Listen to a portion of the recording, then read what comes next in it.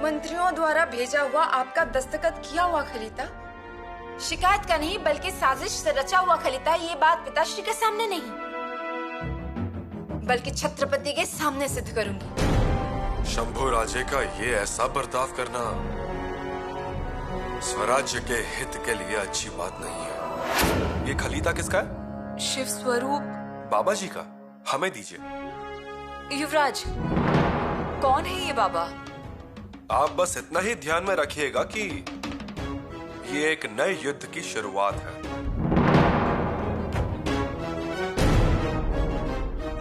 मामा जी, कभी कभी प्राकृतिक घटना ऐसी भी घटित होती है जिसके पीछे की वजह हमें समझ नहीं आती है, फिर हम उसे चमत्कार कहते हैं। अगर घटना अच्छी है तो वो दैवी चमत्कार, और अगर बुरी हुई तो उसका इल्जाम हम ऐसे तंत्र मंत्रों और काला जादू पर लगाते हैं। आप सही कह रहे हैं। तो फिर अब क्या करना है बताइए।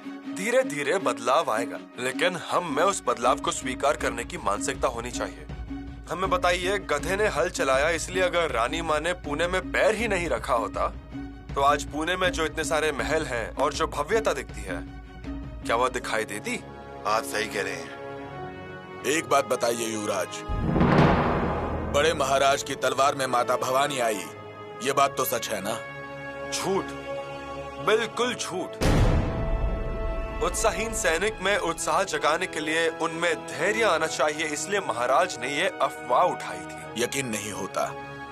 अजी स्वयं माँ भवानी तलवार में आई, इसलिए महाराज ने अफजल को फाड़ा। गणोजीराव, माँ भवानी महाराज की तलवार में प्रकट हुई थी ना? जी हाँ, तलवार में। बिल्कुल। लेकिन अफजल खान को मारा शेर के नाखूनों से और उसे फाड़ा कटियार से। गणोजीराव, ऐसे सब अपने मन में मत रखिए। युवराज, लेकिन ये पूजा जो तय की है वो हो जानी चाहिए। आइए कविराज, हम आपकी राह देख रहे थे। क्षमा कीजिए युवराज, आपको हमारी प्रतीक्षा करनी पड़ी। अगर हमें पहले ही पता होता तो हम पहाड़ी पे नहीं जाते। तुम किस लिए गए थे? जी, वहां पर मठ है, देवी भद्रकाली की सुंदर मूर्ति है, वहां पर पूजा करके आए हैं। युवराज, प्रसाद लीजिए। रुकिए युवराज, प्रसाद मत लीजिए। क्यों, क्या हुआ? हमें भरोसा नहीं है तुम पर। लेकिन युवराज को भरोसा है। अरे भोले शंकर हैं वो, किसी पर भी भरोसा कर लेते हैं। युवराज, प्रसाद मत खाइए। युवराज, प्रसाद खाइए। कलश भाई, बदतमीजी मत कीजिए। ये बदतमीजी नहीं है, लेकिन आप हम पर संदेह कर रहे हैं। अब तो मैं प्रसाद देकर ही रहूंगा। कलश,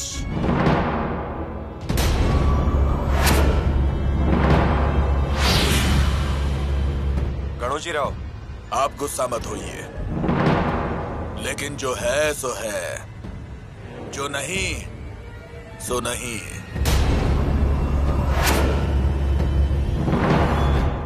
युवराज, ये प्रसाद खाइए। युवराज, प्रसाद नहीं खाएंगे, हम उन्हें खाने नहीं देंगे। पर क्यों? आपको क्या आपत्ति है? प्रसाद है ये। मुझे आपत्ति है तेरे प्रसाद को भी और तेरे भगवान को भी, लेकिन ये गलत है। अच्छा, तो फिर सही क्या है वो तुम बताओ। हम सही हैं, हमारी दोस्ती सही है। दोस्ती सही है, घर वाले चुप हैं और बाहर वाले हंगामा मचा रहे हैं। बिल्कुल सही कह रहे हैं राजे, सहमत है। ओ कलश भाई, खुद का ज्यादा मत चलाइए। जी, मतलब तू जो ये दोस्ती दोस्ती कर रहा है ना, वो तुम्हारी तरफ से है, एक तरफा। और युवराज के बारे में बोलोगे तो तेरे जैसे 50 खड़े हैं यहाँ पर। गणोजीराव, धाराओ, भैया जी क्या करेंगे समझ में नहीं आ रहा, लेकिन बहुत नाराज हैं। पर कवि कलश जी को इस झगड़े में पड़ने की क्या जरूरत है? युवराज जी को इस झगड़े से तकलीफ नहीं होगी, लेकिन कवि कलश ऐसा बर्ताव कर रहे हैं, ये उन्हें पसंद नहीं होगा। धरा भुआ, युवराज एक बार गुस्सा हो गए ना तो वो किसी की नहीं सुनेंगे, और अब वो गुस्से में अपना फैसला लेंगे, हमें इसी बात का डर लग रहा है। हाँ बिल्कुल, युवराज हैं तो शांत, लेकिन नाराज हुए तो तूफान लाएंगे। हम एक काम करते हैं, हम बाहर जाते हैं और हमारे भैया को समझाने की कोशिश करते हैं। नहीं, हम बाहर जाकर हमारे शंभू भैया को समझाते हैं। किसी को भी कहीं जाने की जरूरत नहीं। बाहर सब पुरुष लोग बैठे हैं, युवराज हैं और तो और युवरागी के पिताजी भी हैं। सब समझदार लोग हैं बाहर, शांत हो जाएंगे। हमें समझ नहीं आ रहा हमारे भैया को कविराज से ये पूछने का ख्याल ही क्यों आया। वो अपने हिसाब से रह रहे हैं ना, तो भैया को भी अपना ही देखना चाहिए। भाभी जी, हमें नहीं लगता उन्होंने कुछ गलत कहा है। और कवि कलश जैसे लोग गांव के लिए अच्छे नहीं हैं। और उस पर कवि कलश भैया जी के साथ गांव के मेहमान बनकर आए हैं, तो उन्हें वहां जाने की क्या जरूरत है। अब कौन जानता था ये बात, लेकिन युवराज जी का स्वभाव ही है, सबको साथ लेकर चलते हैं। लेकिन अगर अब कविराज गलत हैं, तो उन्हें समझाना नहीं चाहिए क्या? अब यहाँ कौन किसे समझाएगा धरा हुआ। युवराज कैसे हैं ये आप अच्छी तरह से जानती हैं। अगर वो किसी बात में दखल देते हैं तो निश्चित है कि वो उसके अंत तक जाएंगे, उसके हर एक पहलू को समझेंगे। लेकिन अब जब इतना सब कुछ हो ही गया है तो हमें विश्वास है युवराज इस बात को भी सुलझा लेंगे। हे भगवान, मतलब भैया जी क्या करेंगे? उन लोगों से जाकर मिलेंगे क्या? पता नहीं। सच कहें तो हमें लगता है कि युवराज इस बार उलझ जाएंगे। पता नहीं क्यों ऐसा महसूस हो रहा है, पर भगवान करे ऐसा ना हो। पिछले कुछ दिनों में उन्होंने अपने दिल पर बहुत घाव झेले हैं, बहुत भावुक भी हुए हैं। और ऐसे समय में कोई नया घाव ना लग जाए युवराज को। इसे इतना करीब क्यों रखते हैं आप? ना कोई रिश्ता, ना कोई नाता। देखिए आप, ना कोई नाता है, ना कोई रिश्ता है, ना आगे से ना पीछे से। आया कहां से, जा कह रहा है। देखिए आप मर्यादा का उल्लंघन कर रहे हैं। कृपा करके हमें अपमानित मत कीजिए। अपमान? अरे तेरा अपमान होगा कैसे? जिसका कोई मान होता है उसका होता है अपमान। युवराज हमारे मित्र है, यही हमारा सम्मान है। मित्र? अरे तू कहाँ और हमारे युवराज कहाँ? युवराज? यही, बहुत युवराज युवराज कर लिया तुमने। अब बस। गणोजी राजे। हाँ, अब बराबर बोला तुमने। गणोजी राजे, राजे हैं हम, खानदानी, सैकड़ों सालों की परंपरा है हमारी। तू कौन है? कौन से गांव का है तू? तुझे बताया था ना हमने, दोस्ती बराबर के लोगों में होती है। तुझे हाथ दिया तो तू क्या सर पे बैठेगा क्या? बस ऐसे ही तुकबंदी जमाने से कोई कवि होता है क्या? कौन पूछता है तुझे?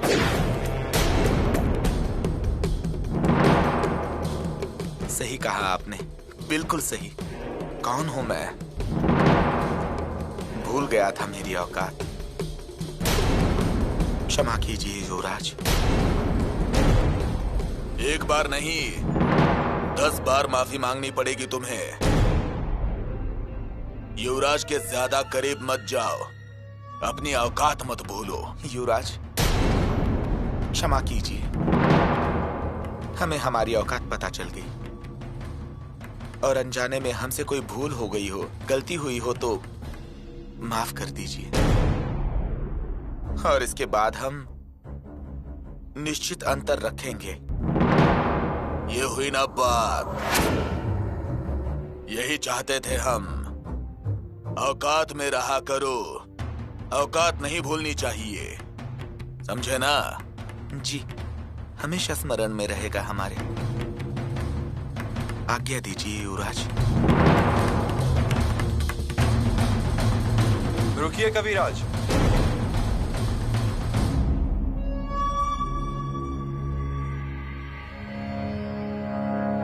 कविराज।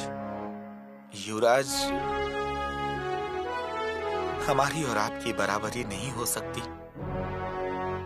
कविराज? जी, सच कह रहा हूं मैं। आज से हम दूरी बरकरार रखेंगे, क्योंकि हम ना राजा हैं, ना सरदार, ना अमीर, ना उमराव। हम तो एक मामूली कवि हैं, बस तुकबंदी मिलाने वाले। कविराज, आप कौन हो, कहां से आए हो, कौन से गोत्र से हो, ये हमें नहीं पता। हमें सिर्फ ये पता है कि आपको शब्दों से प्यार है। हमें पता है आपकी काव्य प्रतिभा। आज तक आप हमारे सहयोगी थे, लेकिन आज से आप हमारे दोस्त हुए। जी, सुदामा की तरह मित्र बनकर रहूंगा। सुदामा नहीं, आपको अर्जुन बनकर रहना पड़ेगा। जरूरत पड़ी तो हाथ में शस्त्र उठाना पड़ेगा। कविराज, हमारी दोस्ती की निशानी, हमारे हाथ की यह अंगूठी हम आपको दे रहे हैं।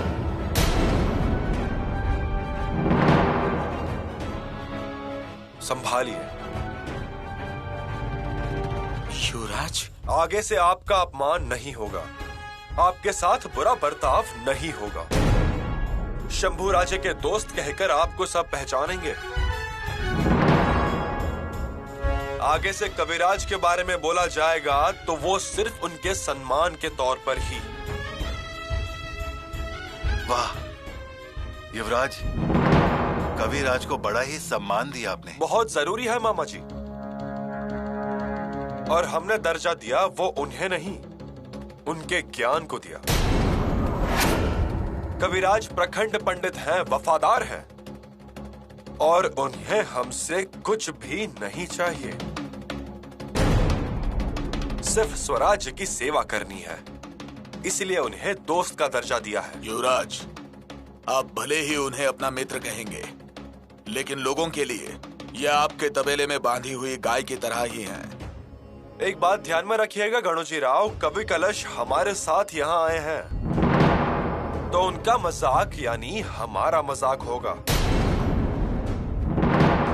उनकी बेइज्जती हमारी बेइज्जती होगी। युवराज, परायों को इतना भी करीब मत रखिए कि खून के रिश्ते भूल जाएं। हम किसी भी बात को नहीं भूलते और ना ही भूलेंगे, ना आपका, ना इनका, ना ही हमारे कर्तव्य का। दीजिए, प्रसाद दीजिए। रुकिए युवराज। गणोजी राव, हमारे मुंह से निकली बात वापस नहीं ली जाती। आप भले इन्हें दोस्त मानते हैं, हमें भी खुशी है इस बारे में, लेकिन लोग नहीं मानेंगे इसे। क्यों नहीं, क्यों मानेंगे? ये भले ही आपके दोस्त होंगे, लेकिन लोगों के लिए यह अघोरी समुदाय के हैं। अभी के लिए बस इतना ही याद रखिएगा, शाक्त्यपंथिया यानी शक्ति की उपासना करने वाले लोग ये क्रांति लाने वाले लोग हैं। दीजिए, प्रसाद दीजिए। युवराज,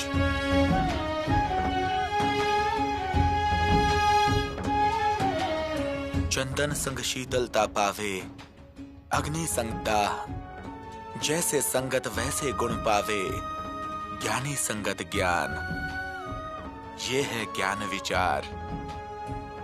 युवराज, आपने मुझ जैसे अति सामान्य व्यक्ति को इतना बड़ा उपहार दिया, मेरा सम्मान बढ़ाया, मेरी योग्यता बढ़ा दी। युवराज, इस उपकार को मैं मरते दम तक भूलूंगा नहीं।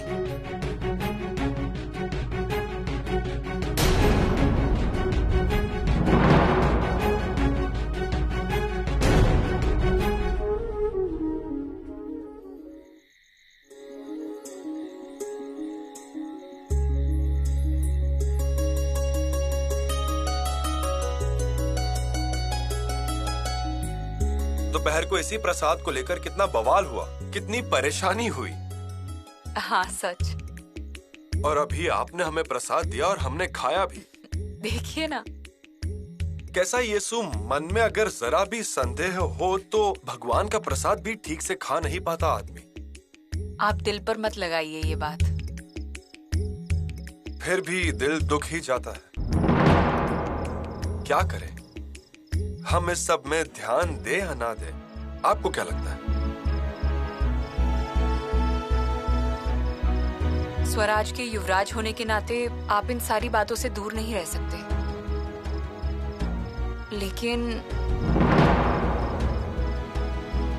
क्या?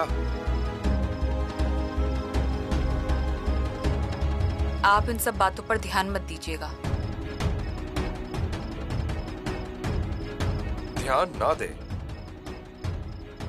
फिर गांव वालों और शाक्त पंथ वालों के बीच दूरियां कौन मिटाएगा?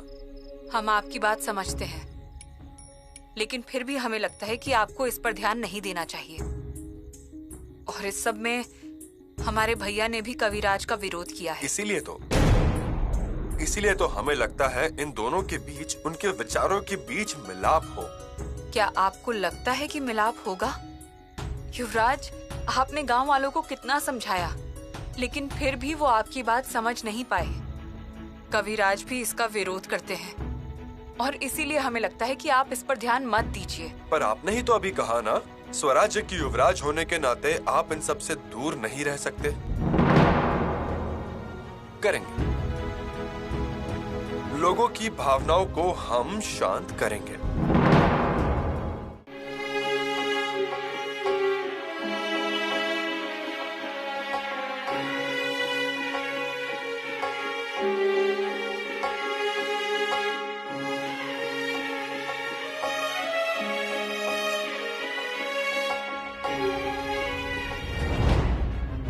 जी,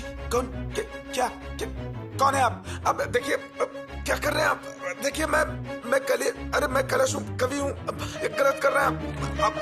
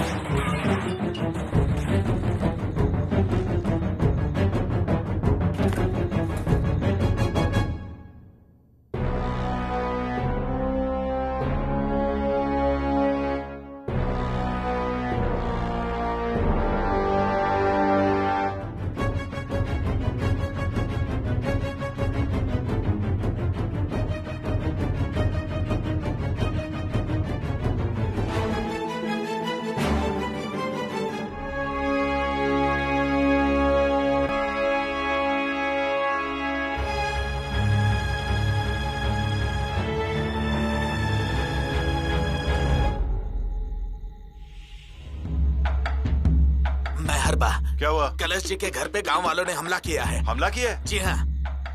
युवराज, युवराज जी, युवराज जी, क्या हुआ? कलश जी के घर पर हमला हुआ है। क्या? और मारपीट भी हुई है। कविराज को कुछ हुआ तो नहीं? वो पता नहीं चला। चलिए। हाँ। कविराज, युवराज, कविराज, युवराज, युवराज देखिए कैसे पूरे के पूरे घर का क्या हाल कर दिया है, कितना नुकसान किया है। हमारे कविराज जी के सारे ग्रंथ फेंक दिए हैं, उनकी स्याही भी फेंक दी है। युवराज, हमें जैसे ही पता चला हम आ गए, लेकिन हमारे आने तक वो सब भाग चुके थे। और देखिए कैसी हालत कर दी है, सारी जगह बर्बादी कर दी। कविराज, आपको तो कुछ नहीं हुआ ना? जी नहीं। उन्होंने हाथ तो नहीं उठाया आप पर? ठीक है युवराज। कितने लोग थे? हथियार थे? भाला, तलवार? 5-6 लोग थे, तलवार थी। आप चिंता मत कीजिए, आपको कुछ भी नहीं होगा। जी।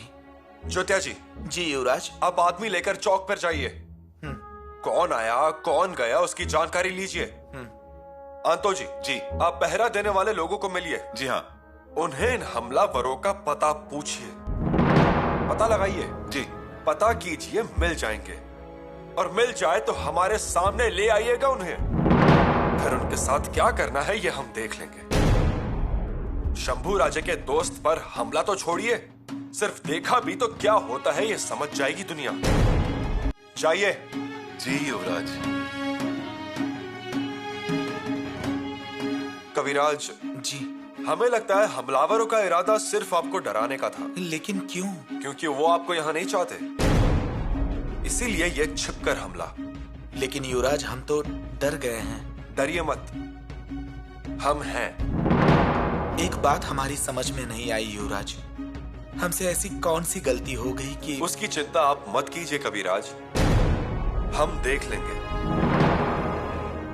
इस हमले से एक बात समझ में आई कि हमारी दोस्ती श्रृंगारपुर को नहीं चाहिए। खास करके गांव वाले नाराज हैं। लेकिन क्यों?